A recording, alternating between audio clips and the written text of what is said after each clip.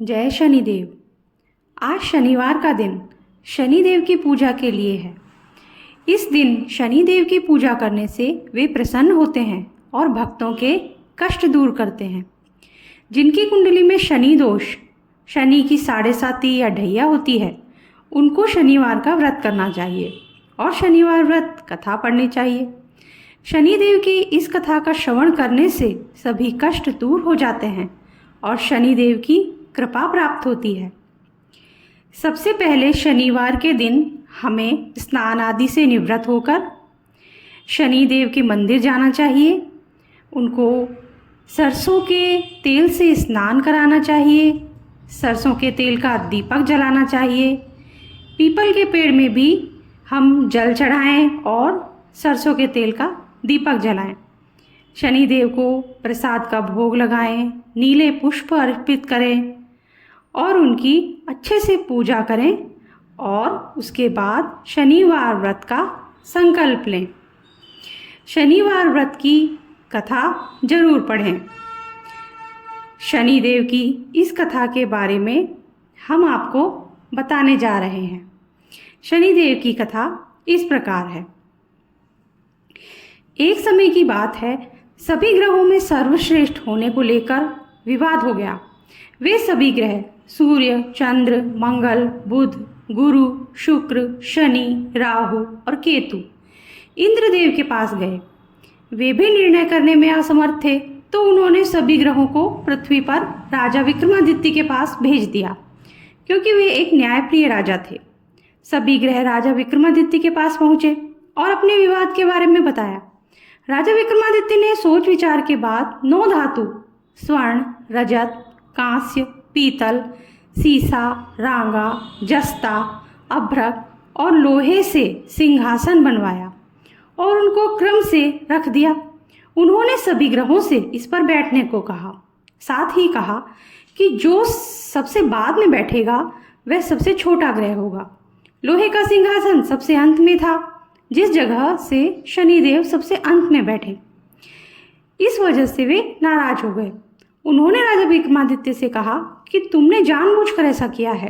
तुम जानते नहीं हो कि जब शनि की दशा आती है तो वह 2.5 से 7 साल तक होती है। शनि की दशा आने से बड़े व्यक्ति का विनाश हो जाता है। शनि की 7.5 आई तो राम को वनवास हुआ और रावण पर शनि की महादशा आई तो उसका सर्वनाश हो गया। अब तुम सावधान रहना। कुछ समय बाद राजा विक्रमादित्य पर शनि की महादशा शुरू हो गई। तब शनि देव घोड़ों का व्यापारी बनकर उनके राज्य में आए। राजा विक्रमादित्य को पता चला कि एक सौदागर अच्छे घोड़े लेकर आया है, तो उन्होंने उनको खरीदने का आदेश दिया। एक दिन राजा विक्रमादित्य उनमें से एक घोड़े पर बैठे तो वो उनको ले जाकर जंगल में भाग गया और गायब हो गया। राजा विक्रमादित्य को बुरा वक्त शुरू हो चुका था। भूख प्यास से वे तड़प रहे थे, तो एक ग्वाले ने उनको पानी पिलाया। तो राजा ने उसे अपनी अंगूठी दे दी। फिर नगर की ओर चल दिए। एक सेठ के यहाँ पानी पिया। अपना नाम उज्जैन का वीका बताया। सेठ वीका को लेकर घर गया।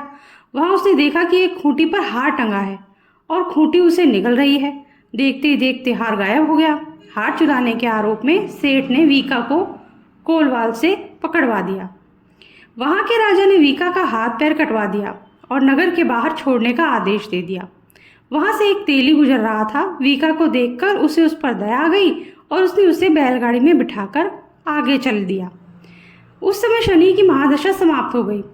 वीका वर्षा ऋतु में मल्हार गा रहा था। उस राज्य की राजकुमारी मनभावनी ने उसकी आवाज़ सुनी तो उससे ही विवाह करने की जिद कर बैठी। हारकर राजा ने बेटी का विवाह वीका से कर दिया। एक रात शनिदेव ने वीका को स्वप्न में दर्शन दिए और कहा, तुमने मुझे छोटा कहने का परिणाम देख लिया। तब राजा विक्रमादित्य ने शनिदेव से क्षमा मांगी और कहा कि उनके जैसा दुख किसी को न दें। तब शनिदेव ने कहा कि जो उनकी कथा का श्रवण करेगा और व्रत रखेगा उसे शनि दशा में कोई दुख नहीं होगा। शनिदेव ने राजा विक्रमादित्य के हाथ पैर वापस कर दिए। जब सेठ को पता चला कि वीका तो राजा विक्रमादित्य है, तो उसने उनका आदर सत्कार अपने घर पर किया और अपनी बेटी श्रीकंवरी से उनका विवाह कर दिया। इसके बाद राजा विक्रमादित्य अपनी 2 पत्नियों मनभावनी एवं श्रीगौरी के साथ अपने राज्य लौट आए, जहाँ पर उनका स्वागत किया गया। राजा विक्रमादित्य ने कहा कि उन्होंने शनिदेव को छोटा बताया था, लेकिन वे तो सर्वश्रेष्ठ हैं। तब से राजा विक्रमादित्य के राज्य में शनिदेव की पूजा और कथा होने लगी। शनिदेव की कथा इसी प्रकार समाप्त होती है। शनिदेव की कथा के बाद शनिदेव की आरती जरूर करें और हमारे चैनल को सब्सक्राइब करना ना भूलें। वीडियो को लाइक करें और कमेंट करके हमें ज़रूर बताएं कि आपको हमारा वीडियो कैसा लगा। जय शनिदेव।